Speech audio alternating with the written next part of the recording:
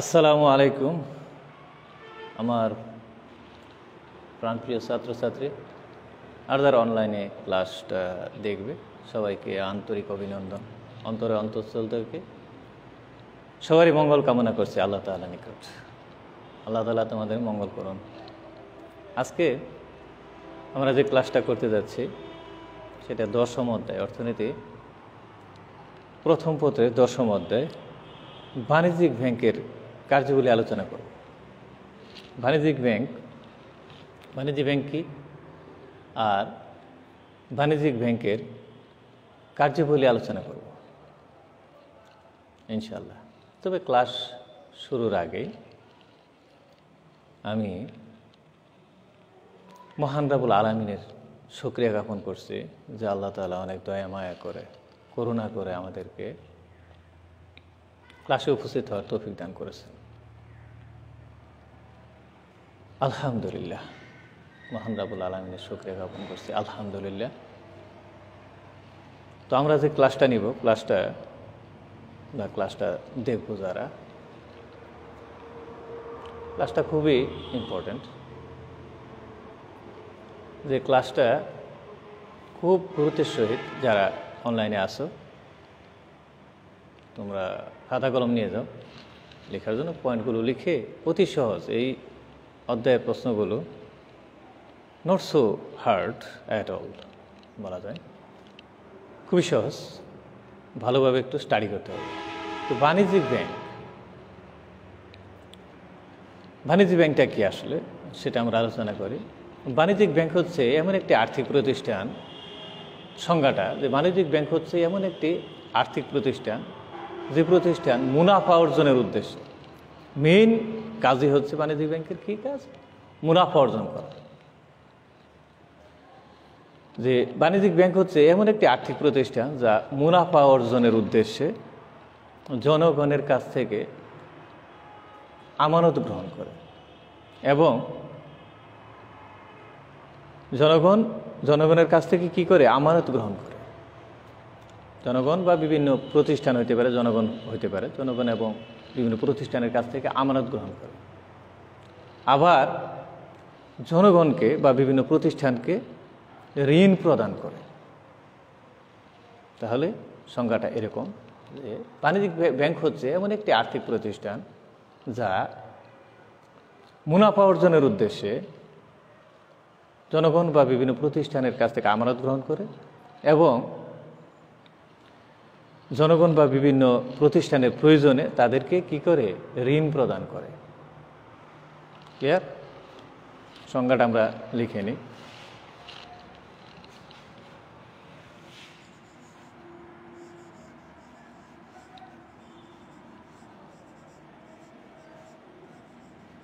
বাণিজ্যিক ব্যাংক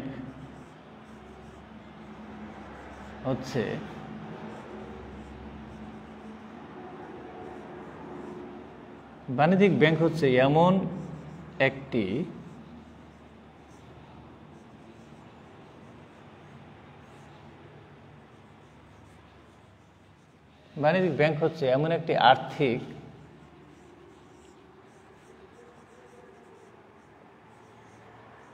প্রতিষ্ঠান। বাণিজ্যিক ব্যাংক হচ্ছে এমন একটি আর্থিক প্রতিষ্ঠান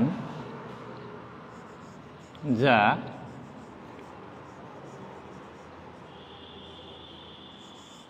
মুনাফা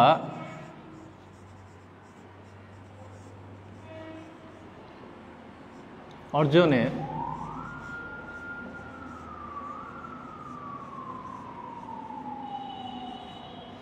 বাণিজ্যিক ব্যাংক হচ্ছে এমন একটি আর্থিক প্রতিষ্ঠান যা মুনাফা অর্জনের উদ্দেশ্যে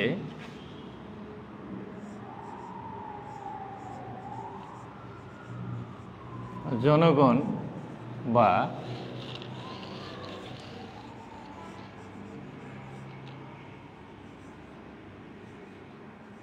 বিভিন্ন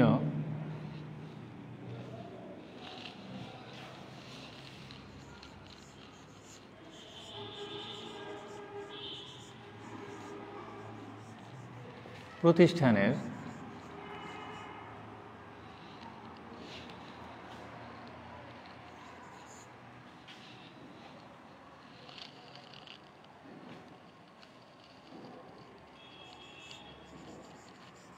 বিভিন্ন প্রতিষ্ঠানের কাছ থেকে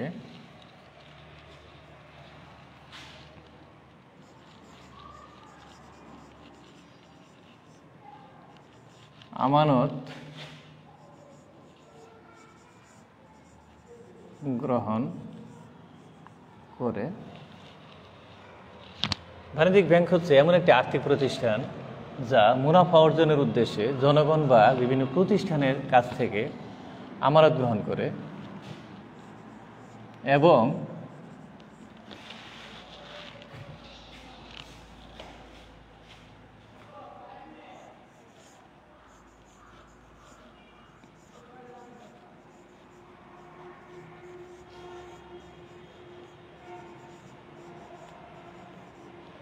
এবং বিভিন্ন প্রয়োজনে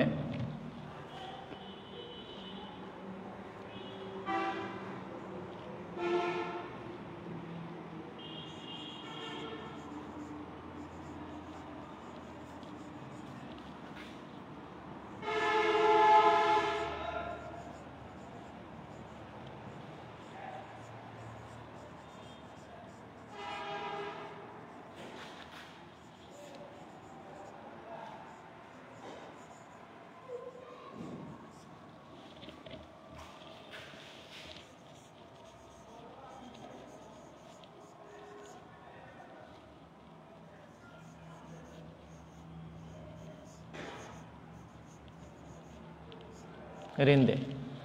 বাণিজ্যিক ব্যাংক হচ্ছে এমন একটি আর্থিক প্রতিষ্ঠান যা মুনাফা অর্জনের উদ্দেশ্যে জনগণ বা বিভিন্ন প্রতিষ্ঠানের কাছ থেকে আমানত গ্রহণ করে এবং বিভিন্ন প্রয়োজনে জনগণ বা বিভিন্ন প্রতিষ্ঠানকে স্বল্প মেয়াদী ঋণ দেয়। এখন লক্ষ্য করার সংজ্ঞাটা বুঝলে এর বিভিন্ন কার্যাবলী অনেকটা অনুধাবন করা যাবে। প্রথমে লক্ষ্য করো যে বাণিজ্যিক ব্যাংক হচ্ছে এমন একটি আর্থিক প্রতিষ্ঠান যে প্রতিষ্ঠান মুনাফা অর্জনের উদ্দেশ্যে জনগণের কাছ থেকে জনগণ বা বিভিন্ন প্রতিষ্ঠানের কাছ থেকে আমানত গ্রহণ করে।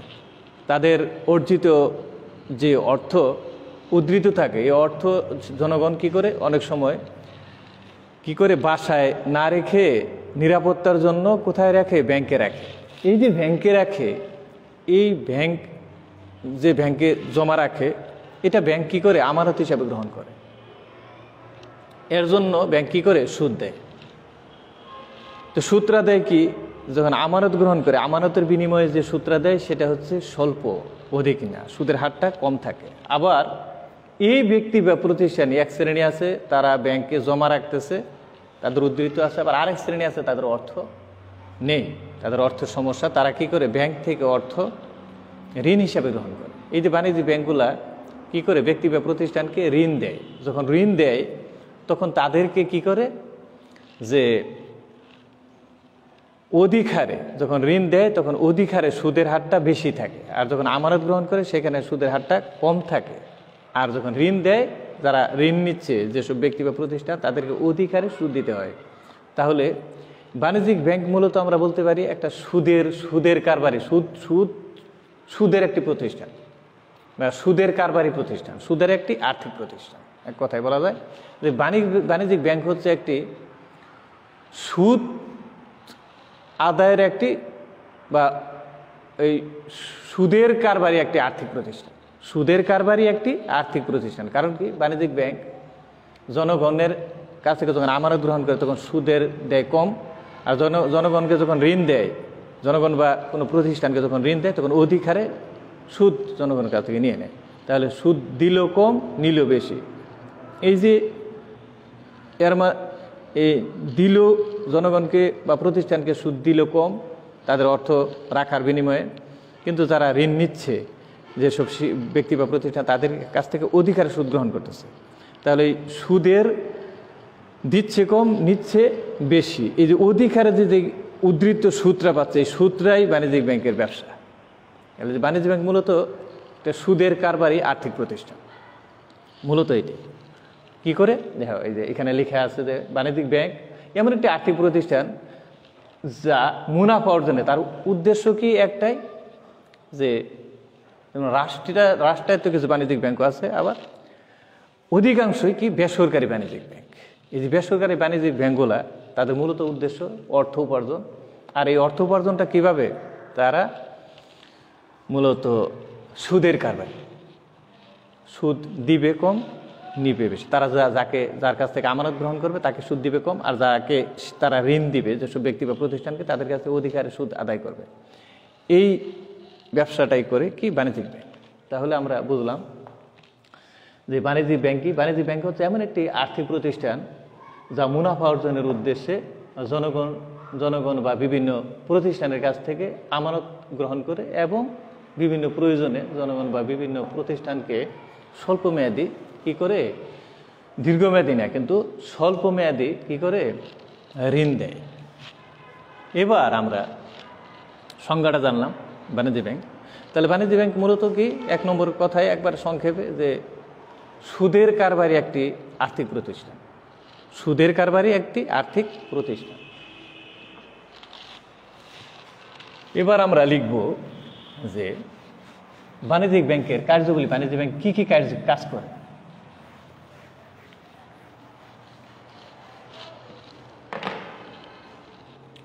এক নম্বর কাজ,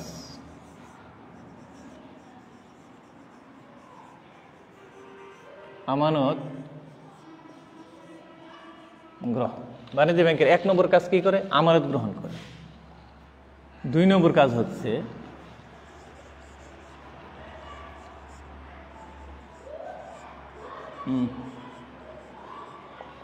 ঋণ প্রদান। এক নম্বর কাজ আমানত গ্রহণ, দুই নম্বর হচ্ছে ঋণ প্রদান, তিন নম্বর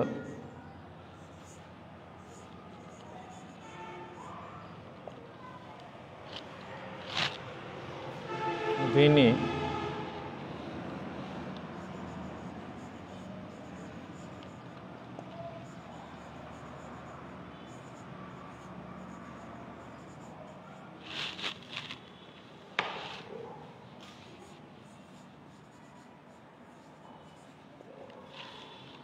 চার নম্বর হচ্ছে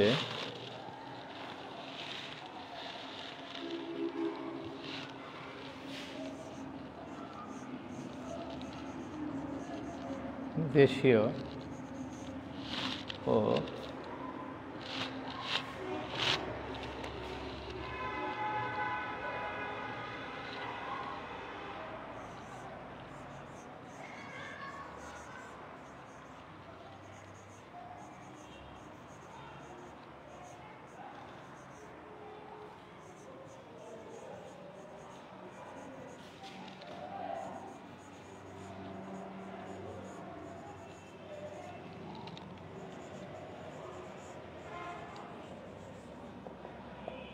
দেশীয় ও আন্তর্জাতিক বাণিজ্যের সহায়তা।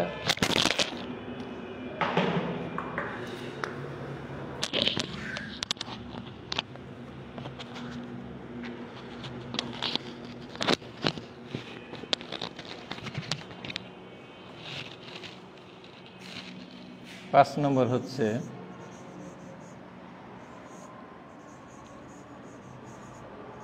মূলধন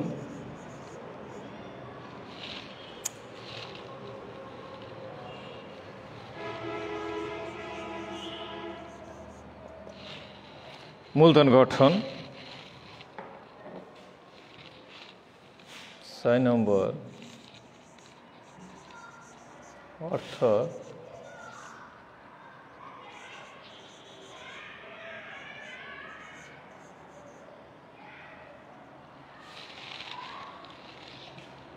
অর্থ স্থানান্তর।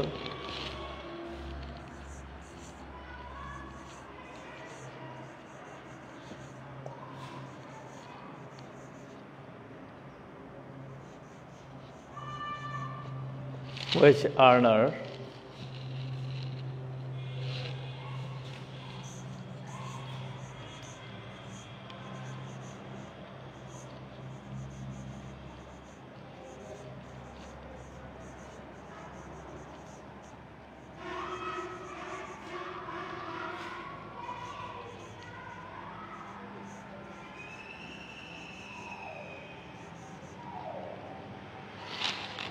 সংরক্ষণ।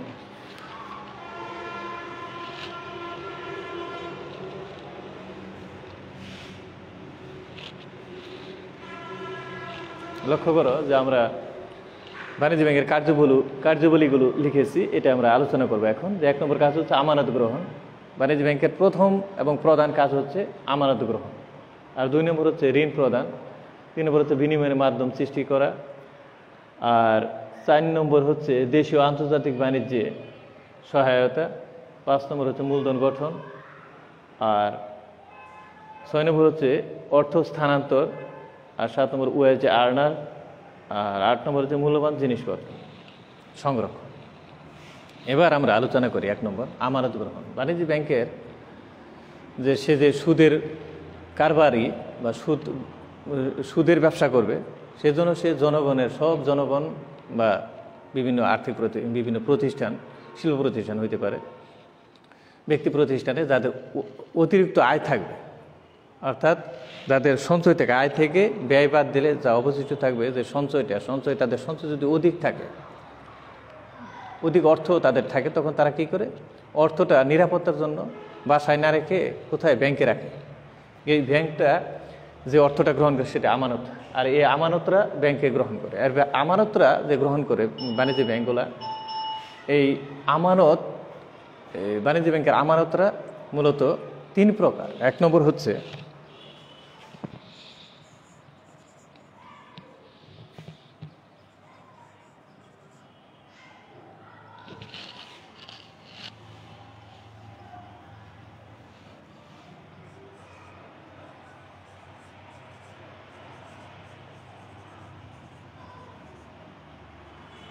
চলতি আমানত, 2 হচ্ছে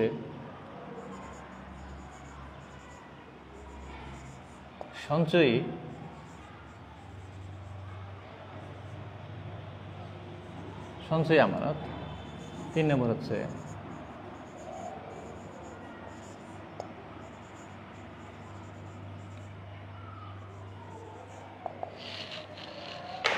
লক্ষ্য করো, 1 নম্বর হচ্ছে চলতি আমানত।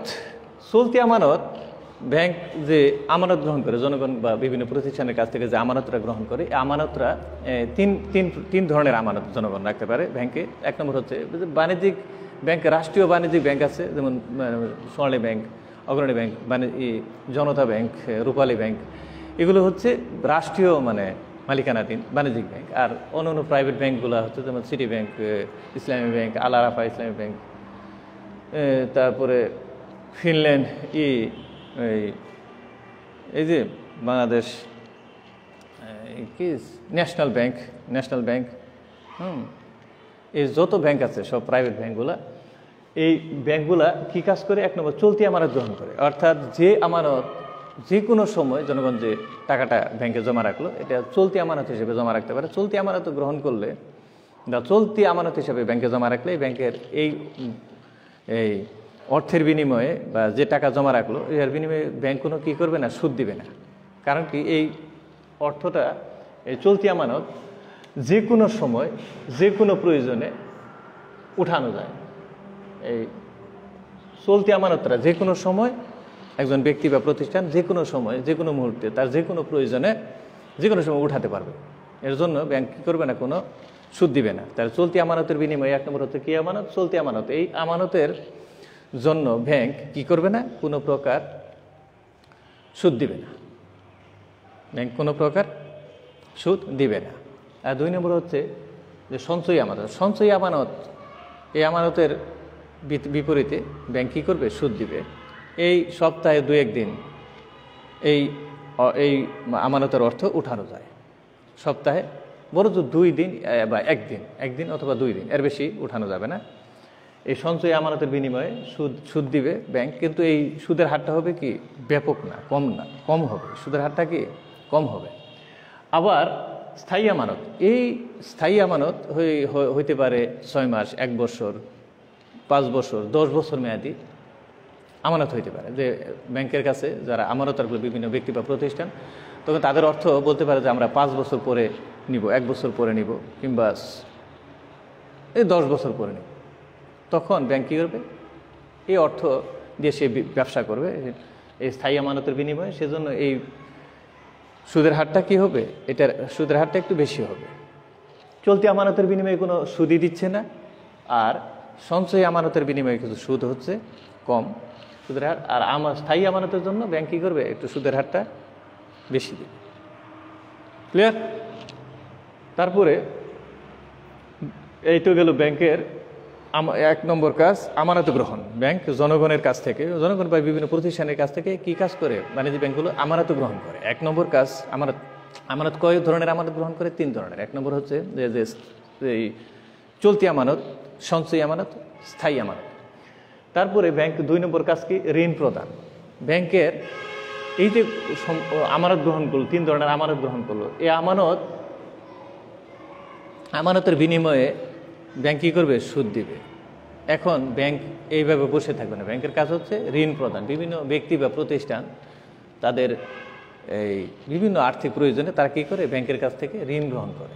এই যে ঋণ গ্রহণ করে, এই ব্যাংকের কাজই হচ্ছে কি দেওয়া, ঋণ দেওয়া। বিভিন্ন সুদের মেয়াদ যদি দীর্ঘমেয়াদী ঋণ হয় তাহলে সুদের হার খুব, বাণিজ্য ব্যাংকগুলো সাধারণত কিন্তু দীর্ঘমেয়াদী ঋণ দেয়, কী দেয়, স্বল্প মেয়াদী। আমরা সংজ্ঞায় বলেছি যে বাণিজ্য ব্যাংক সাধারণত স্বল্প মেয়াদী ঋণ দিয়ে থাকে।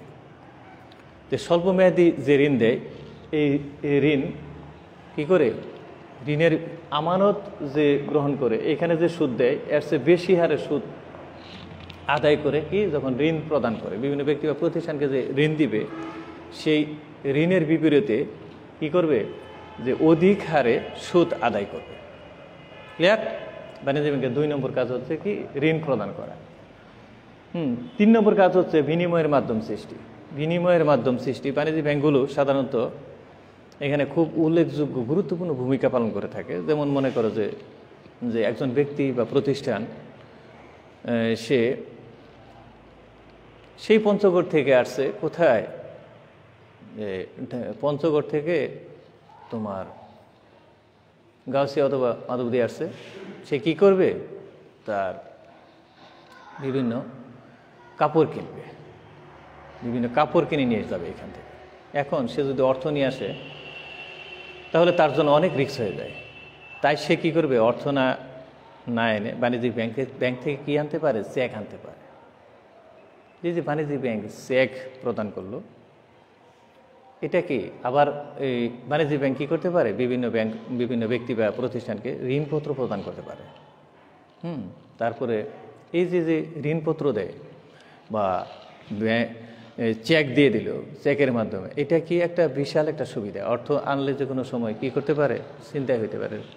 তারপরে এই কি ডাকাতে হইতে পারে, কত সমস্যা। তার সে চেকটা দিয়ে দিল, অনেকটা কি নিরাপদ। এই জন্য এইটা কী করলো, বিনিময়ের মাধ্যম সৃষ্টি করলো। আর কি করতে পারে বাণিজ্যিক ব্যাংক, এই তো কী করতে পারে, এই একটা চেক প্রদান করলো, এটা কি বাণিজ্যিক ব্যাংকের জন্য একটা মাধ্যম সৃষ্টি করলো, মাধ্যম। তাহলে বাণিজ্যিক ব্যাংক কী করে, বিনিময়ের মাধ্যম সৃষ্টি করে, বিনিময়ের মাধ্যম সৃষ্টি করে। তারপরে বাণিজ্য ব্যাংকের 3-4 নম্বর কাজ হচ্ছে দেশীয় আন্তর্জাতিক বাণিজ্যে সহায়তা। দেশের বিভিন্ন দেশের এক প্রান্ত থেকে আরেক প্রান্তে, চিরাং থেকে তো তোমার সেই পঞ্চগড়, এই যে অবস্থা, এখানে যে বাণিজ্য পরিচালিত হবে, কেউ যদি চিরাং থেকে কিংবা ঢাকা থেকে এই রাজশাহী পণ্য নিতে চায়, এখানে কি করতে পারে, সরাসরি অর্থ না নিয়ে এসে চেকের মাধ্যমে সে কী করতে পারে, চেকের মাধ্যমে সে পণ্যটা ক্রয় করতে পারে। আবার চেকটা ব্যাংকে দিলেই ব্যাংক যে শাখা আছে, যেমন রাজশাহীতে যে শাখা আছে আর মাধবদীতে যে শাখা আছে, এই শাখা ব্যাংকের সেখানে চেকটা দিলেই সে টাকা উঠাইতে পারবে। এই যে বিনিময়ের মাধ্যম সৃষ্টি করলো। তারপরে এই দেশের অভ্যন্তরে যে বাণিজ্য, এই বাণিজ্যে কী করতে পারে, এই বাণিজ্য ব্যাংকগুলো সহায়তা প্রদান করতে পারে। আবার আন্তর্জাতিক বাণিজ্য, বিশ্বের বিভিন্ন রাষ্ট্র থেকে যখন পণ্য নিয়ে আসবে, তখন কিন্তু যে যেমন মনে করো ব্রাজিল থেকে বাংলাদেশ যে চিনি আমদানি করে বাংলাদেশ, ব্রাজিল থেকে কফি আনে, কফি কিন্তু বাংলাদেশের টাকায় কি করবে না, ব্রাজিল কিন্তু বাংলাদেশের টাকা গ্রহণ করবে না, তখন ব্রাজিলের মুদ্রা দিতে হবে। ব্রাজিলের মুদ্রা দিতে হবে অথবা আন্তর্জাতিক পর্যায়ে যেটা মার্কিন ডলার এটা দিতে হবে। এখানে বাণিজ্যিক ব্যাংকগুলো কিন্তু যেসব প্রতিষ্ঠান আমদানি করবে তাদেরকে এই যে ব্রাজিলের মুদ্রা কিংবা মার্কিন ডলার যেটা আন্তর্জাতিকভাবে গ্রহণযোগ্য এইটা দিয়ে দিতে পারে, এটা সরবরাহ করতে পারে সব আমদানিকারকদেরকে। সারা বিশ্বের যে কোনো রাষ্ট্র থেকে যে কোনো পণ্য নিয়ে আসবে, যেমন চায়না থেকে পণ্য নিয়ে আসবে, চায়না ওয়ান যে পণ্য আছে মুদ্রা, চায়নার মুদ্রা সেটা দিতে হবে। তাহলে যে কোনো রাষ্ট্র থেকে যে কোনো পণ্য আনবে সেই দেশের মুদ্রা দিতে হবে। কিন্তু সেই দেশের মুদ্রা তো আর ব্যক্তির কাছে থাকে না, বা যারা বাণিজ্য করে বা আমদানি করে তাদের কাছে থাকে না। তারা কি করে এই মুদ্রাটা কোথা থেকে গ্রহণ করতে পারে? যে বাণিজ্যিক ব্যাংক থেকে করে। রাষ্ট্রায়ত্ত বাণিজ্য ব্যাংক হতে পারে কিংবা এই ব্যক্তি মালিকানাধীন কি ব্যাংক হইতে পারে। এদের কাছ থেকে এই যে কি করে যে এই আন্তর্জাতিক পর্যায়ে যেটা মার্কিন ডলার অথবা যে রাষ্ট্র থেকে নিয়ে আসবে সেই রাষ্ট্রের মুদ্রা সংগ্রহ করতে পারে। তাহলে এইটা কি করতেছে যে বাণিজ্য ব্যাংকগুলো দেশের অভ্যন্তরীণ বাণিজ্যে যেভাবে সহায়তা করে, এই আন্তর্জাতিক পর্যায়ে বিশ্বের বিভিন্ন রাষ্ট্রের সাথে বাণিজ্য পরিচালনায় কি গুরুত্বপূর্ণ ভূমিকা পালন করতে পারে বাণিজ্যিক ব্যাংক। ক্লিয়ার? তারপরে মূলধন গঠন। মূলধন আসলে এই 5 নম্বর পয়েন্ট, যে মূলধন গঠন। মূলধন গঠনে বাণিজ্যিক ব্যাংক গুরুত্বপূর্ণ ভূমিকা পালন করে। মূলধন গঠন, মূলধন কি আসলে এটা আমাদের জানা দরকার। মূলধন হচ্ছে মানুষের শ্রমের দ্বারা যে জিনিসটা উৎপাদিত হয়ে পুনরায় অধিক উৎপাদনে ব্যবহৃত হয়, সেটা হচ্ছে কি মূলধন। তাহলে এই মূলধনটা গঠনে, যেমন একটা এই মোটর গাড়ির একটা ইঞ্জিন, এই ইঞ্জিনটা মানুষের শ্রমের দ্বারা তৈরি হয়েছে। আবার সে অধিক 1 বছর 2 বছর 5 বছর 10 বছর ইঞ্জিনটা কী করছে, সচল থাকে। যেমন একটা টেক্সটাইলের যে একটা মেশিন, এই মেশিনটা মানুষের শ্রমের দ্বারা তৈরি হয়েছে। আবার মেশিনটা অনেক দিন অনেক বছর কি সার্ভিস দিচ্ছে। তাহলে এটা হলো কি মূলধন। এই মূলধনটা গঠনে বাণিজ্য ব্যাংক কী করতে পারে, গুরুত্বপূর্ণ ভূমিকা পালন করতে পারে। যে বিদেশ থেকে মূলধন আমদানি অথবা দেশি প্রযুক্তিগত উন্নতি করে গবেষণা করে এই মূলধন নিজের দেশে তৈরির চেষ্টা করতে পারে। তো এইখানে বাণিজ্য ব্যাংক কী করতে পারে, গুরুত্বপূর্ণ ভূমিকা পালন করতে পারে। যেমন আমরা যদি দেশেই যদি মানুষের কাছে কোনো অর্থ না থাকে তাহলে সে কিন্তু একটা ভালো চিন্তাও করতে পারবে না। যদি অর্থ থাকে তাহলে সে চিন্তা করতে পারে, এই যে আমরা বিদেশ থেকে বিভিন্ন ধরনের এই কম্পিউটার, একটা মোবাইল, তারপরে একটা এই টেক্সটাইলের মেশিন, ঠিক আছে, তো এইগুলো আমদানি করি। তাহলে আমদানি না করে এগুলো কীভাবে দেশে উৎপাদন করা যায়, এখানে বাণিজ্য ব্যাংক বিভিন্ন প্রতিষ্ঠানকে বা বিভিন্ন ব্যক্তিকে অর্থ দিয়ে, বুদ্ধি দিয়ে বিভিন্নভাবে সহায়তা করতে পারে। তাহলে বাণিজ্যিক ব্যাংকগুলো কী করে, যে মূলত মূলধন গঠনে সে গুরুত্বপূর্ণ ভূমিকা পালন করে থাকে। তাহলে আমরা দেখতেছি বাণিজ্য ব্যাংক কী করে, যে 1 নম্বর আমরা দেখলাম যে আমানত গ্রহণ করে, আমানত, চলতি আমানত, সঞ্চয় আমানত, স্থায়ী আমানত। তারপরে কি করে, ঋণ প্রদান করে। বাণিজ্য ব্যাংকগুলো 2 নম্বর কাজ করে ঋণ প্রদান করে। 3 নম্বর কাজ করে বিনিময়ের মাধ্যম হিসাবে কাজ করে, বিনিময়ের মাধ্যম সৃষ্টি করে। 4 নম্বর কি, দেশীয় এবং আন্তর্জাতিক বাণিজ্যে সহায়তা করে। আর 5 নম্বর যেটা আমরা আলোচনা করতেছি, মূলধন গঠন। তাহলে মূলধন গঠনে বাণিজ্যিক ব্যাংকগুলো কি করে, সহায়তা করতে পারে। তারপরে 6 নম্বর পয়েন্ট, 6 নম্বর হচ্ছে অর্থ স্থানান্তর।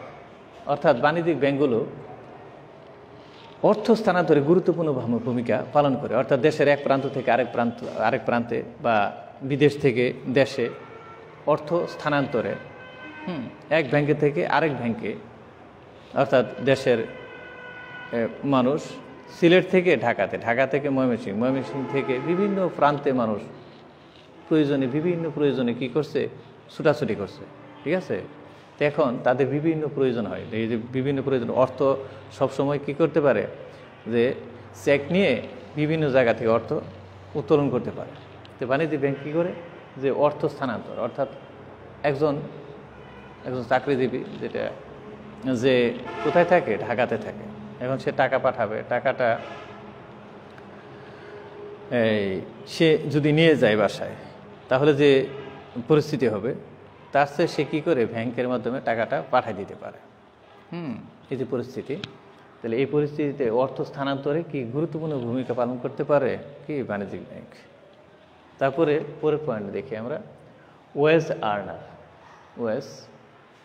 ওয়েজ আর্নার মানে মজুরি আনা, অর্থাৎ যারা বিদেশে কর্মরত আছে, যেসব শ্রমিক আমাদের মধ্যপ্রাচ্যে, ইউরোপ, আমেরিকা, দক্ষিণ আমেরিকা, উত্তর আমেরিকা, সারা পৃথিবীতে বিভিন্ন রাষ্ট্রে ছড়িয়ে আছে আমাদের দেশের জনগণ, দক্ষ অদক্ষ সবাই কর্মসংস্থানের জন্য ছড়িয়ে আছে। এবং তারা কি করে, তারা তাদের উপার্জিত অর্থ যদি নিয়ে আসতে হয় এই দেশে, তাহলে কিন্তু অনেক সমস্যা, তাদের পক্ষে কাজ করা সম্ভব না। তাহলে তারা কি করে, যে তাদের উপার্জিত অর্থটা, তারা যে উপার্জন করলো, এই উপার্জিত অর্থটা প্রতি মাসে তারা দেশে প্রেরণ করে। এই যে দেশে প্রেরণ করে মজুরি, এই মজুরিটা বাণিজ্যিক ব্যাংক সেটা রাষ্ট্রায়ত্ত হতে পারে, আবার ব্যক্তি মালিকানাধীন হতে পারে। ব্যক্তি মালিকানাধীন এবং রাষ্ট্রায়ত্ত যে বাণিজ্যিক প্রতিষ্ঠান, বাণিজ্যিক ব্যাংকগুলো আছে, এই বাণিজ্যিক ব্যাংকগুলো কী করতেছে, বাণিজ্যিক ব্যাংকগুলো যে ওয়েজ মজুরিটা আনার পেছনে গুরুত্বপূর্ণ ভূমিকা পালন করতেছে। ক্লিয়ার? তাহলে আমরা জানলাম। এবার মূল্যবান জিনিসপত্র সংরক্ষণ। বাণিজ্যিক ব্যাংক কী করে? বাণিজ্যিক ব্যাংক শুধু এই কাজগুলোই করে না, জনগণের মূল্যবান স্বর্ণালঙ্কার, বিভিন্ন গুরুত্বপূর্ণ জমির দলিল, এগুলো সব কিছু কী করতে পারে, বাণিজ্যিক ব্যাংকগুলো সংরক্ষণ করতে, জনগণের স্বার্থে কী করতে পারে, সংরক্ষণ করে। হ্যাঁ, তাহলে আমরা যেটা জানলাম মূলত, যে বাণিজ্য ব্যাংক কী কী কাজ করে থাকে। এক নম্বর কাজ হচ্ছে আমানত গ্রহণ করে থাকে। চলতি আমানত, সঞ্চয়ী আমানত আর স্থায়ী আমানত। তারপরে কী কাজ করে, 2 নম্বর কাজ করে কি, ঋণ প্রদান। 3 নম্বর বিনিময়ের মাধ্যম সৃষ্টি করে। 4 নম্বর কি, দেশীয় ও আন্তর্জাতিক বাণিজ্যে কী করে, সহায়তা করে। আর 5 নম্বর হচ্ছে মূলধন গঠনে ভূমিকা পালন করে। আর 6 নম্বর হচ্ছে অর্থ স্থানান্তরের গুরুত্বপূর্ণ ভূমিকা পালন করে। 7 নম্বর হচ্ছে ওয়েজ আর্নার হিসাবে গুরুত্বপূর্ণ ভূমিকা পালন করে থাকে। 8 নম্বর হচ্ছে মূল্যবান জিনিসপত্র কী করে, সংরক্ষণ করে থাকে। তাহলে আমরা জানলাম যে বাণিজ্য ব্যাংকের কার্যাবলী। আগে জানছি আমরা কি গত ক্লাসে, যে কেন্দ্রীয় ব্যাংকের কার্যাবলী সম্পর্কে, কেন্দ্রীয় ব্যাংক কি, কেন্দ্রীয় ব্যাংকের কার্যাবলী সম্পর্কে আমরা জেনেছি। আজকের ক্লাসে আমরা জানলাম যে বাণিজ্য ব্যাংক কি, বাণিজ্য ব্যাংকের কার্যাবলীগুলো জানলাম। এখন আমরা যে এটা ভালোভাবে স্টাডি করবে। হ্যাঁ, স্টাডি করলে তোমাদের কাছে বিষয়টা স্পষ্ট হবে, যে বিষয়টা নট সো হার্ড। আগে বলেছি যে খুব একটা জটিল না, তোমরা যদি একটু স্টাডি করো তাহলে তোমাদের কাছে বিষয়টা আরও স্পষ্ট হয়ে যাবে। আশা করি তোমরা ভালোভাবে পড়বে। আর আজকের ক্লাসটা এখানেই সমাপ্ত করতে যাচ্ছি। তবে ক্লাস শেষ করার আগে আমি তোমাদেরকে বলতে চাই যে এরপরে তোমরা ক্লাসগুলো খুব মনোযোগ দিয়ে স্টাডি করবে, বাসায় স্টাডি করবে। আর আল্লাহ তাআলা তোমাদের মঙ্গল করুক। ক্লাস আজ আর নয়, আজকে এখানেই ক্লাসের সমাপ্তি ভাইটি টানতে যাচ্ছি। আল্লাহ তোমাদের মঙ্গল করুক। আজ আর নয়। আসসালামু আলাইকুম ওয়া রাহমাতুল্লাহি ওয়া বারাকাতুহু।